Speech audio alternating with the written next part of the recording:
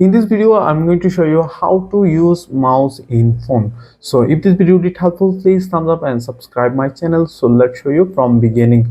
So first of all, you need a Type-C converter. Then you need a wired mouse. As you can see, I have a mouse.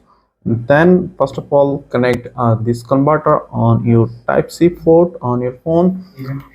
If your phone is with a type B, then you need type B converter.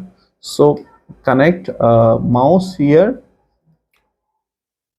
Then as you can see on my phone, as you can see a mouse cursor here, so I can move here and I can use this phone or open any apps on my phone, or I can move anything here just like that.